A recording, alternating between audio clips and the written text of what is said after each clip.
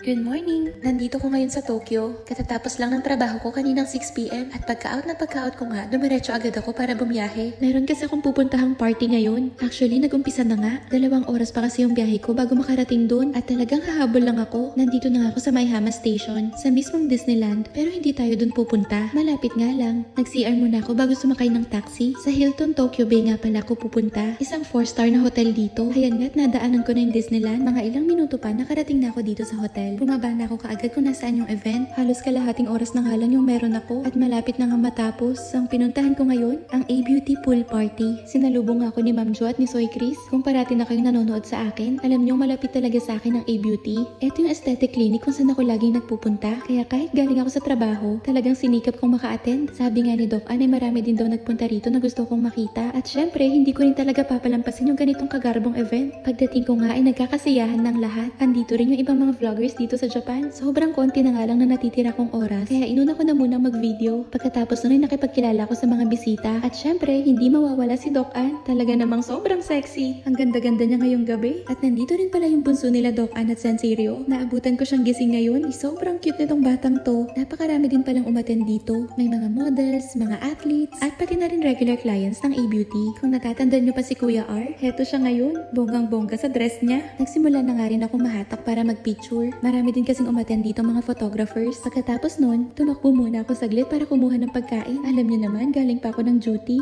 Kaya ito rin talaga yung inaabangan ko. Parang pangmayaman yung mga pagkain. Ni isa wala man lang ako nakilalang pangalan, except syempre sa mga prutas at desserts. Since kakaunting oras na nga lang yung meron ako, kaya binilisan ko ng kumuha ng mga food. Buti na lang din at sinamahan ako ni Kuya R. Kaya kaming dalawa lang yung nandito ngayon. Agad na nga akong sumubo ng sumubo. Kasi 9 PM ay matatapos na yung event. Mag 8:30 na nung dumating ako. Kaya lahat talaga mabilisan. Pagkatapos ko makakain ng konti, umalik na ulit ako sa poolside. Marami akong nakilala ngayong gabi na lagi nga raw nanonood sa mga vlogs ko. Anyway, ipapakita ko sa inyo itong lugar. Ayun sina Doc Ann at Senseirio. As usual, sobrang sweet. Napakaluwang pala ng pool garden dito. Itsura pa lang, palagay ko ay napakamahal ng magrenta dito. Since alam ko nang malilate ako, hindi ko na rin talaga plinano na mag-swimming. Nag-enjoy na rin naman akong manood. Napaka-sexy ba naman ng mga nandito. Yung iba nga mukha pang artista tsaka mga models. At para mas masulit ko yung pagpunta rito, nagpunta ako sa may bar para humingi ng drinks. Kaya lang orange juice lang daw yung non-alcoholic nila. So yun ang hiningi ko. Lahat kasi sila may hawak na baso. Kaya ayan at naka-join na rin ako. Umagaw nga rin sa atensyon ko itong magagandang cake. Sa itsura pa lang ng mga to, alam ko nang galing sa Luxuria Treats. Eto nga't humahatol na naman si Kuya R. Tawang-tuwa ang lahat sa kanya. Sayang nga lang at may trabaho ko ngayon. Mas matagal ko pa sana silang nakasama. Halos hindi na nga ako nakapag-bonding sa mga kasamahan kong vloggers. Dahil konti na nga lang yung natitirang oras. At nanghihinayang din ako na hindi ko ma-videohan lahat. Lalo na at minsan lang ako makadalo sa ganitong event. Natawag nga ulit ako para mag-picture. Halos lahat nga ng event na pinupuntahan ko dito sa Japan ay nandito yung mga magagaling na photographers at videographers na mga Pinoy din. Podshot nga pala yung pangalan ng grupo nila. Kaya ang hirap din talagang tumanggi kasi parati nalang magaganda yung makuha nila.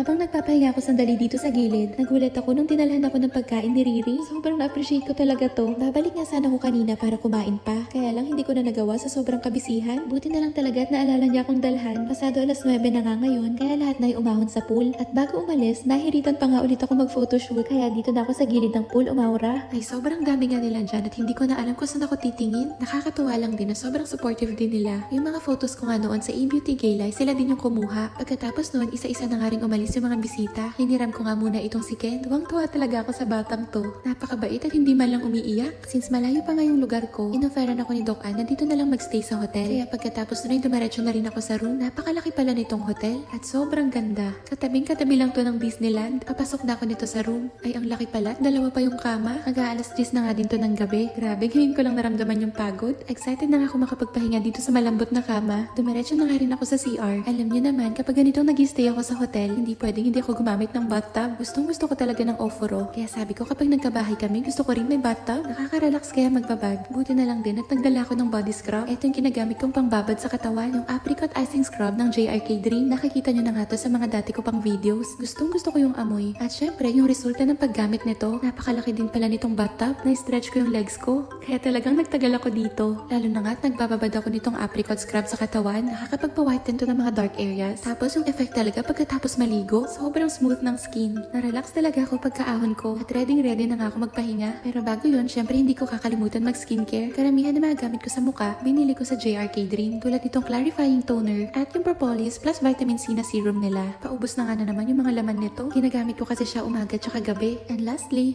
magte-take muna ako nitong supplements ko. Ito pa rin yung Necothion at Necozine na lagi kong iniinom. And ayan, finally makakatulog na ako. See you tomorrow. Bye!